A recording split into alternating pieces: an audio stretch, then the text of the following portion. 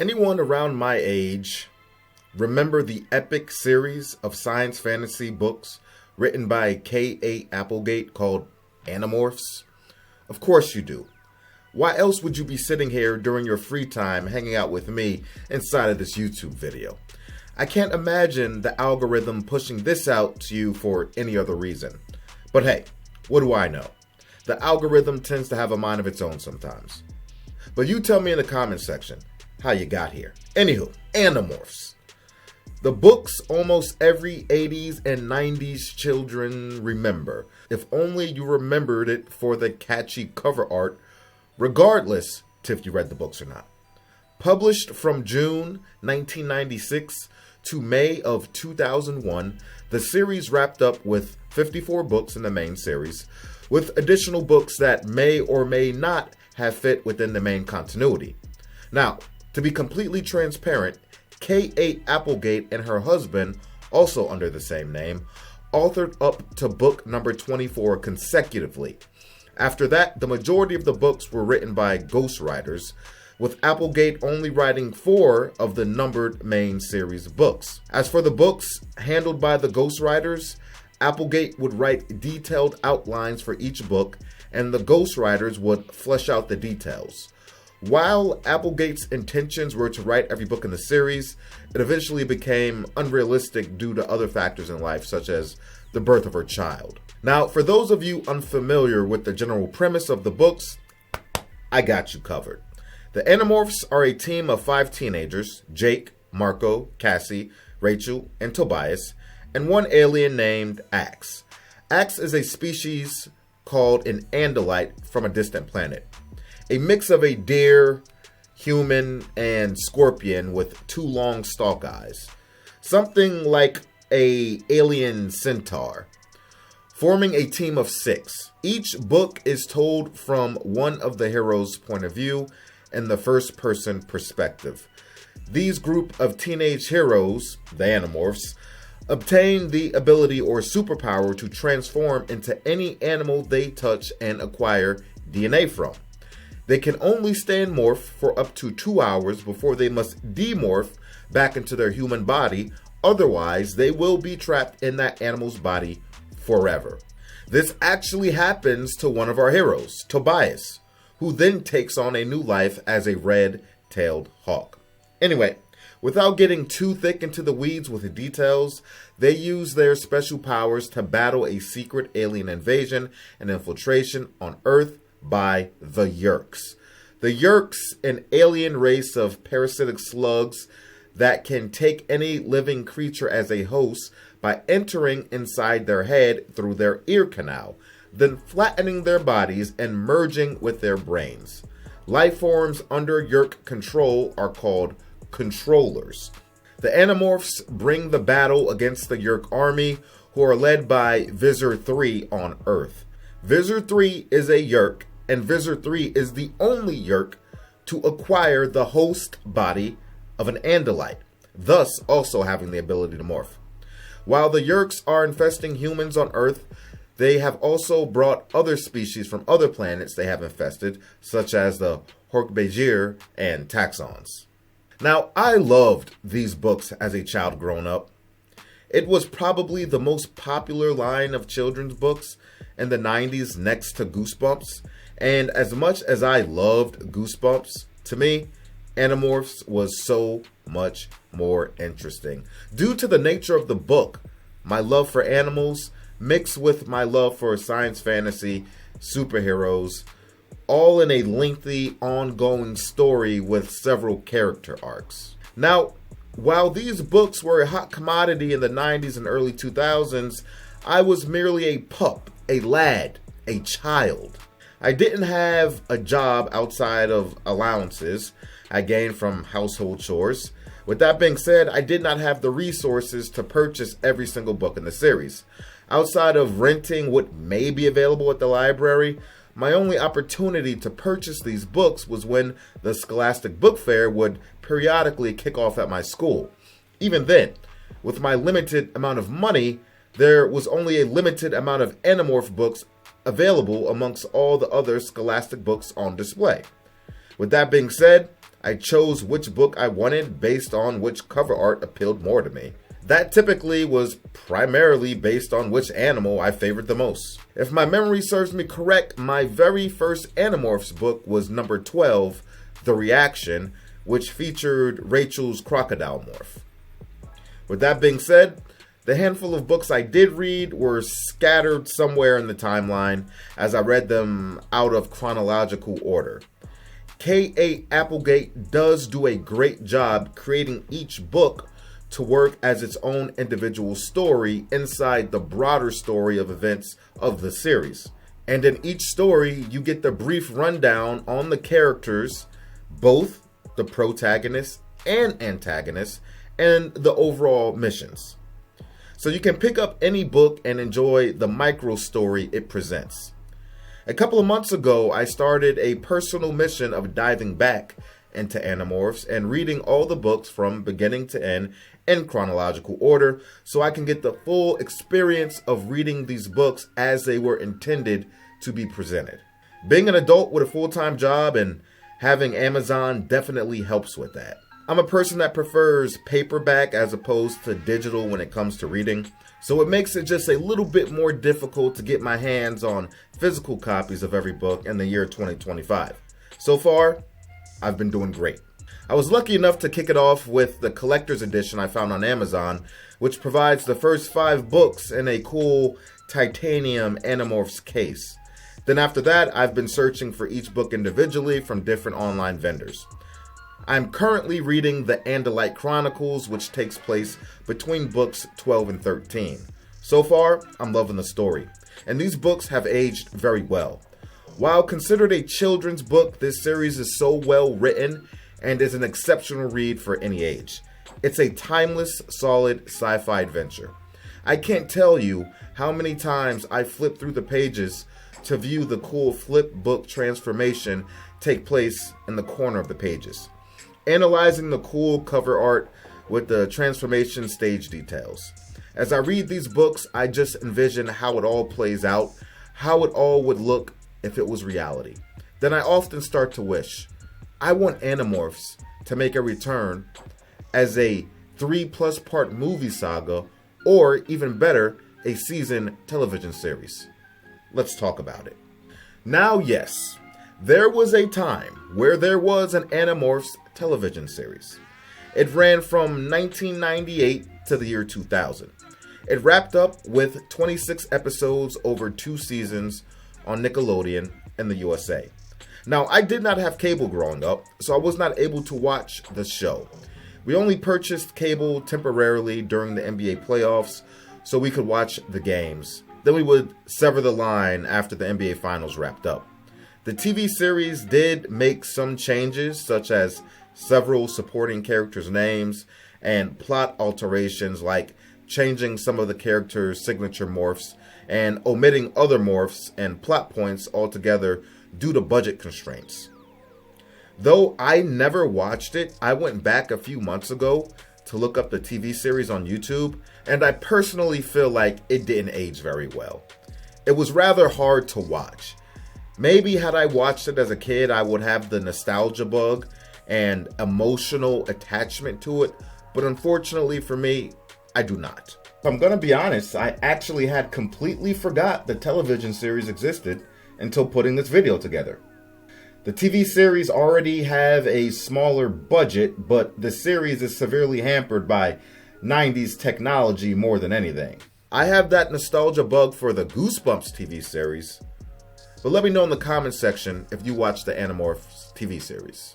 Now, as far as Hollywood goes, there was some talks and interest in setting up some groundwork for kicking off an Animorphs movie. I was not aware of this at all until working on this video. Now, according to Wikipedia, in September 2015, several film websites began reporting rumors that Universal Pictures had plans to adapt the book series into a film, based on a report by the film website The Tracking Board. The site also claimed that Universal would be working with Silver Tongue Films, a production house launched to develop scholastic books into feature films, and that Deborah Forte would be producing. In June 2020, it was formally announced that an Animorphs film would be produced by Scholastic Entertainment and pictures start, the latter run by Eric Feig and Lucy Katada. Script development will be overseen by Caitlin Friedman and Royce Reeves Darby. Animorphs authors Catherine Applegate and Michael Grant initially agreed to collaborate on the project, but in October 2020, Grant announced via Twitter that he and Applegate would not be a part of the film's production, citing creative differences. Grant later clarified his remark, wishing the producers the best and noting he and Applegate simply were not being involved enough in the production process. Regarding the film, that makes the latest news about 5 years old as of today, and it's been radio silence since. As far as the two options available for an Animorphs media adaptation, we have movies or we have a television series. A live-action movie series would be interesting, but if you're going to follow the events of the books fairly closely, it will have to be done cohesively and efficiently through exceptional storytelling and pacing. I say that because the book anthology is massive, and in that series there are a lot of events that are important and critical to the overarching story. I would expect the films to run between 2 hours and 15 minutes to 2 hours and 45 minutes in length. Not too short, not too long.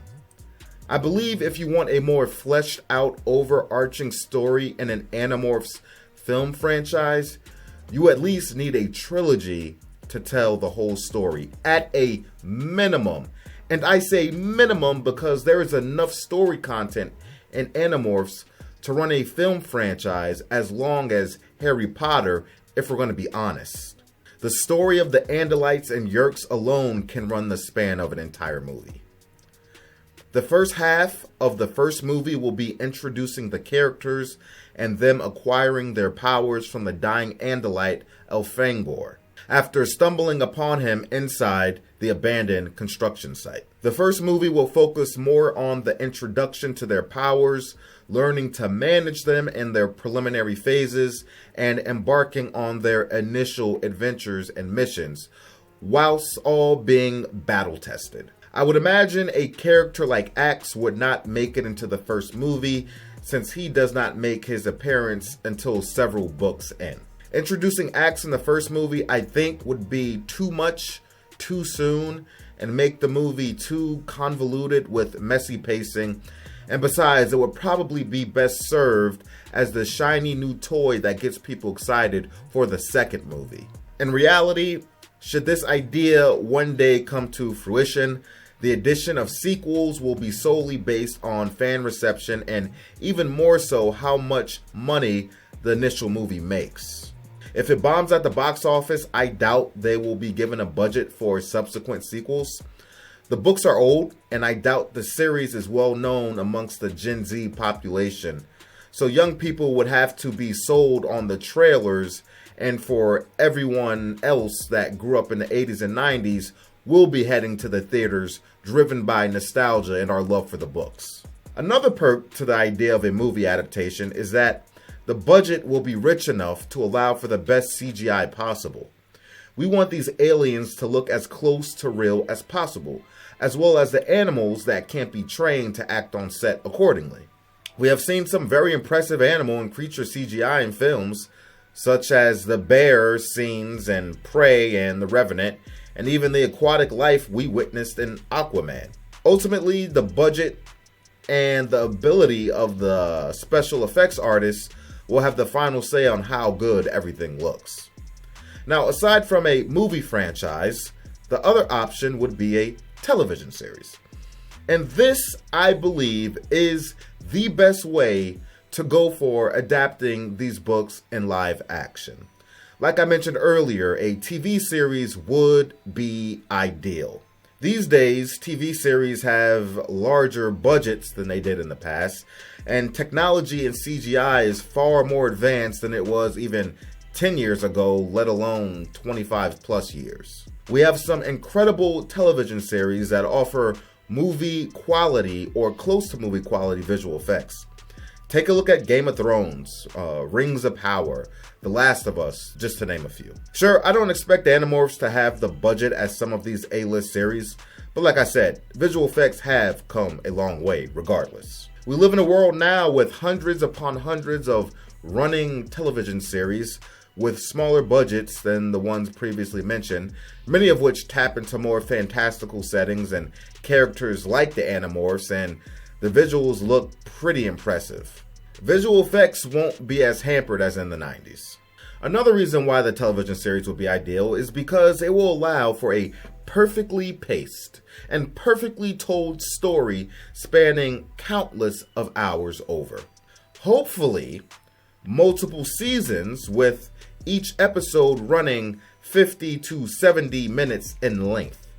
We would now have all the time we need to get to know these characters and watch them grow and go through their character arcs appropriately. We have a team of heroes with quality backstory and progression that needs the time to be explored. It would be difficult fleshing out all of these characters in the condensed scope of a few movies.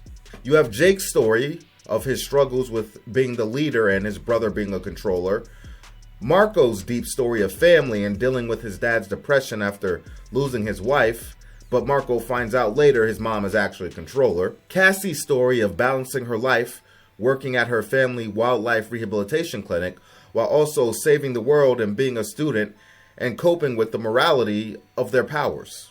The story of Rachel, her Xena warrior princess mentality, while also dealing with the divorce of her parents and her dad relocating. And Tobias' story of accepting his new life as a red-tailed hawk. And Axe's story, of course, adapting to life on Earth and dealing with breaking the bylaws of his planet to help save the planet Earth. Only a TV series could cover all this with depth of exploration it rightly deserves. Their missions and adventures do not have to be fast-tracked, and you can spend an episode or two alone on their infiltration of the Yerk pool underneath the school, for example, or escaping the Blade ship after being abducted by Visor 3. We can spend time with Eric and his android race, the Chi. By the way, I completely disapprove of how Marco and Jake decided to basically throw the Pimolite crystal into the ocean. Why take the chance of it getting in the wrong hands again? Anyway, that's a video for another day. Another huge benefit of a TV series is that it will allow for us to experience many different morphs the Animorphs have to offer. While some of the Animorphs all have common morphs, such as flies, cockroaches, dolphins, etc., each of them do have their own unique morphs as well. They will require exploration. The books are told in the first-person perspective, and it's perfect for fully understanding what it's like for these characters experiencing different morphs. A TV series would allow for a smooth and seamless transition into monologue, which will give that feeling of what the books offered. Now, there are other ways to explain the feelings of fighting the initial animal instincts that naturally take over while in morph, or the harmony of the animal instincts and human side once the morph is under control. But I think monologue would work well for this series if they wanted to do that. This anthology is packed with some many fun, exciting, and interesting adventures, and only through an extended TV series can we explore and experience these events, the heroes and other characters, the way the authors intended them to be. Hopefully this video can go viral, not for the reasons of personal channel exposure, but to help raise a demand for an Animorphs adaptation, and hopefully it reaches people that have the power to get things rolling. Oh, and if my dreams come true, and this video does serve as a catalyst and gets into the hands of the right people, hook your boy up with a role. Everyone says I should have got into acting. It would be a dream come true. I am probably too old to play an Animorph, but I could be Visor 1 or maybe Cassie's dad.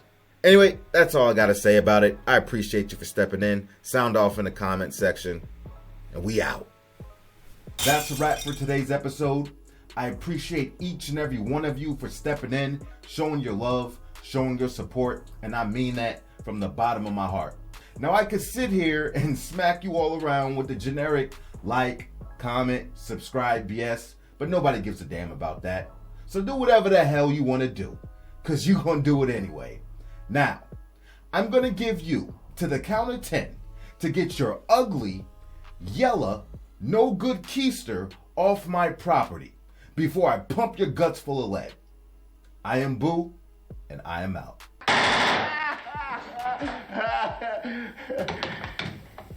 Keep the change, you filthy animal.